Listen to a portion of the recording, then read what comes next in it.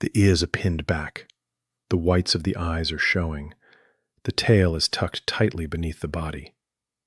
You walk through the front door, drop your keys, and freeze. There, in the center of the living room, is the shredded remains of your favorite shoe. Your dog refuses to look you in the face. They cower. They shrink against the floorboards. We have all seen this look, the classic, undeniable image of the guilty dog. And yet, the reality is far darker. As you stand there holding that destroyed sneaker, your human brain makes a rapid, emotional assumption. You look at that cowering posture and you think, they know exactly what they did. They are so sorry. It feels like an admission of guilt, a complex moral realization playing out in real time. But behavioral neuroscience tells a completely different story, one that shatters everything you thought you knew about your dog. Here is the heartbreaking reality. Your dog is not feeling guilty. They are experiencing something else entirely. Today, we are stepping into the role of the dog's advocate. We are stripping away the human emotions we project onto our pets. We are diving deep into neurobiology and cognitive science to expose a mind-blowing truth. Your dog is not a furry human with a moral compass. They are simply mirroring your frustration. And you have absolutely no idea what is actually happening inside their head right now. Most people assume a dog's mind works like a toddler's, but evolutionary biology tells a completely different story. To understand the myth of the guilty dog, we have to examine a psychological trap called anthropomorphism. Humans are highly social creatures. We possess a theory of mind. This is our cognitive ability to understand that others have distinct intents and emotions. We are literally hardwired to seek human meaning in non-human behavior. It keeps us safe. Because of this survival trait, our brains take a dangerous shortcut. When humans break a social rule, we feel guilt. Guilt is a secondary, highly complex emotion. It requires episodic memory. It requires self-awareness. When we feel guilty, we avert our gaze and shrink our posture to apologize. So when our dogs exhibit identical physical behaviors, we immediately conclude they are experiencing human guilt. We project our own emotional baggage onto an animal. But this is a physiological impossibility. The canine brain is fundamentally different. The canine cerebral cortex, the specific area responsible for abstract thought and moral reasoning, is vastly smaller than the human neocortex. Dogs do not possess a moral compass. They do not sit on their beds philosophizing about the ethical implications of shredding a toilet paper roll. They do not operate on a binary of good and evil. They operate purely on what is safe versus what is dangerous. Their brilliance is tactical, not moral. They adapt, they survive. So, if they aren't feeling guilt, what are they doing? In 2009, the scientific community demanded an answer. A landmark study was conducted at Barnard College by leading canine cognition researcher Dr. Alexandra Horowitz. She designed an elegant, ruthless experiment to scientifically test the guilty look. She wanted to isolate the variable. Does the dog actually know they misbehaved, or are they reacting entirely to the human in the room? The methodology was designed to completely trick the owners. The setup was simple. Owners placed a highly desirable treat in front of their dog, instructed them not to eat it, and left the room. Researchers then manipulated the situation behind closed doors. Some dogs were allowed to eat the treat. Others had the treat snatched away. But here is the genius part. When the owners returned, the researchers lied to half of them. They told owners of perfectly innocent dogs that their dog misbehaved. They told owners of guilty dogs that their dog was an angel. The results shattered the pet psychology world overnight. If dogs actually felt internal remorse, the guilty dogs should have displayed the guilty look every single time. But that never happened. The dog's behavior had absolutely nothing to do with whether they ate the treat. The actual crime did not matter. The only factor that triggered the guilty look was the owner's reaction. When the human scolded them, the dog cowered. When the human praised them, the dog relaxed, even if they had stolen the food. In fact, the data revealed something incredibly tragic. The dogs who displayed the most intense guilty looks were the completely innocent dogs. These were dogs who hadn't touched the treat, but their owners had been tricked into scolding them anyway. Because these innocent dogs were being reprimanded by a towering, angry human for absolutely no logical reason, they panicked. They had to work twice as hard to turn off the owner's terrifying aggression. Dr. Horowitz's study proved empirically that the guilty look is a direct response to human cues. It is a defense mechanism. It is not an expression of internal remorse. When we scold our dogs for a past misdeed, we are not appealing to their conscience. We are simply bullying them into submission. In the realm of clinical animal behavior, this is known as appeasement posturing. It is a biological white flag, and the physical signs are meticulously designed to stop you from attacking them. Let's break down the exact anatomy of this desperate display. First, the whale eye. When a dog averts their head but keeps their eyes fixed on you, revealing the whites of their eyes. Humans see this as a shifty, guilty avoidance of eye contact. But in the canine world, prolonged, direct eye contact is a threat. It is a challenge to fight. By turning their head away, your dog is screaming, "I do not want to fight you." But they keep an eye on you because you are unpredictable. Next, look at the ears. They plaster them flat against the skull. This physical shift makes the dog's head look smaller and more streamlined. It is a classic physiological fear response.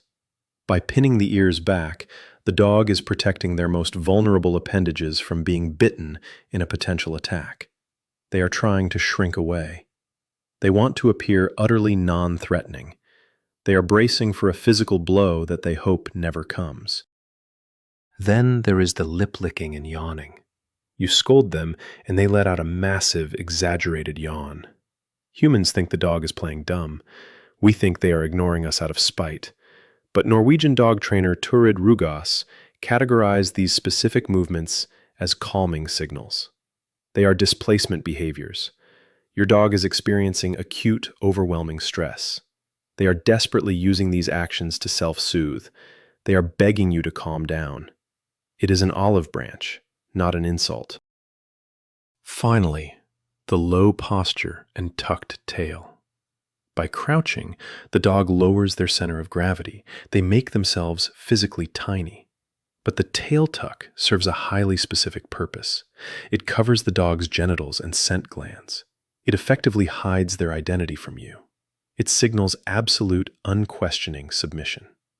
Put all these cues together. The dog is not saying, "I am sorry I was bad."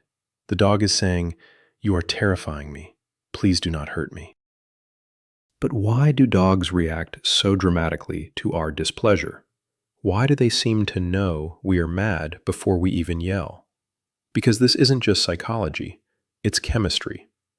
A 2020 study published in Frontiers in Veterinary Science explored a phenomenon known as emotional contagion. Dogs are uniquely evolved to read human biology. Researchers at the Mayo Clinic have long mapped the human stress response. When you get angry, your heart rate spikes, your pupils dilate, and your bloodstream floods with cortisol and adrenaline. You might not raise your voice. You might just stand there in silence. But your dog doesn't need you to speak. Their olfactory system is up to 100,000 times more sensitive than ours. They can literally smell the chemical changes in your sweat when you become frustrated. They detect the microscopic tension in your jaw. You sigh at a chewed shoe, and your dog instantly senses the shift in the room's emotional temperature. The invisible cloud of stress hormones hits their nose like a physical shockwave. Because they are entirely bonded to you, your negative emotional state causes them profound distress. They catch your feelings. This is emotional contagion at its peak.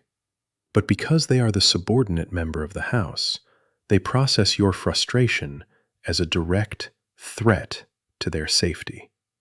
The dog isn't thinking, I am a bad boy for destroying the shoe. The dog is thinking, my favorite person in the world is suddenly radiating hostile stress chemicals, and I am in immediate physical danger. This desperate survival instinct runs incredibly deep. To truly understand appeasement, we must look to ancient history. Archaeologists in Germany recently uncovered 14,000-year-old canine remains buried alongside humans, a genetic bond forged in mutual survival. But before dogs, there were wolves. Wolves and dogs are pack animals. They rely on social harmony to survive the brutal realities of nature. Within any social group, conflicts over food, mating rights, or resting spaces are inevitable. However, if every minor conflict resulted in a physical fight to the death, the pack would simply cease to exist. They would wipe themselves out. To prevent this, wild canids developed a highly sophisticated, ritualized language of conflict resolution. Appeasement behaviors are the evolutionary equivalent of hitting the brakes. They are designed to immediately de-escalate tension. They turn off the threat of violence from a stronger, more dominant pack member. It is pure self-preservation. When a subordinate wild wolf inadvertently angers an alpha, they drop their body weight. They pin their ears. They tuck their tail. It tells the aggressor, I surrender. I am not worth your energy.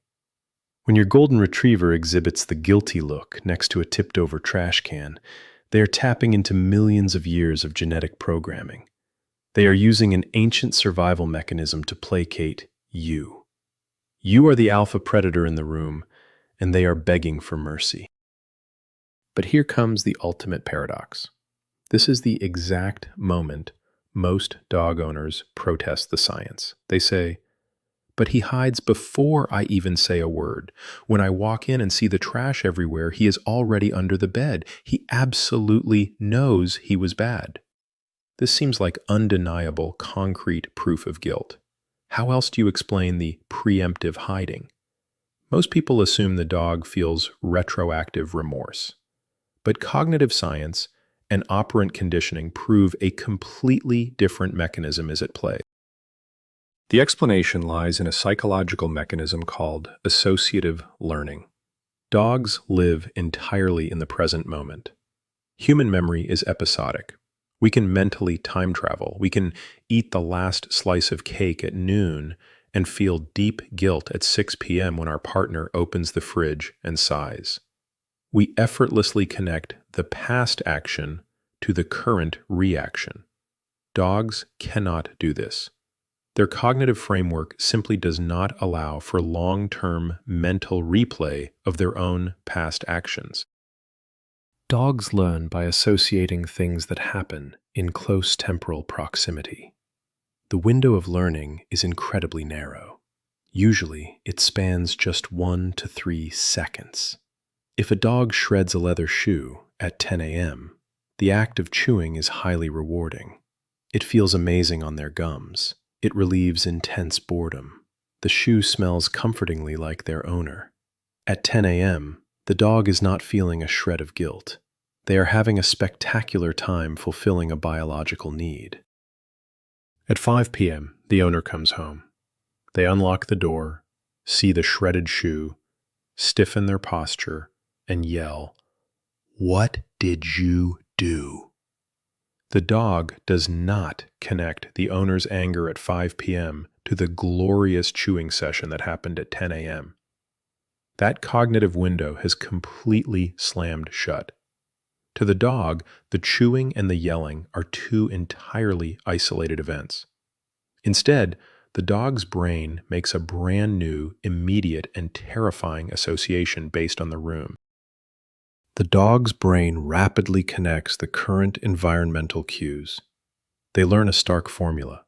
The presence of shredded shoe pieces on the floor plus the arrival of my owner equals a terrifying, aggressive human.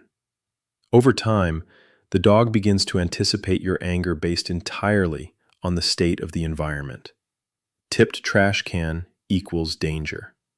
Puddle of urine equals danger. They become hyper-aware of the scene of the crime. So when you walk in and see your dog hiding under the bed, they are not hiding because they feel moral remorse for an action they took hours ago. They are hiding because they see the trash on the floor. They have learned that this specific visual cue predicts a volatile, screaming human. They are anticipating unpredictable punishment. They are feeling stark fear.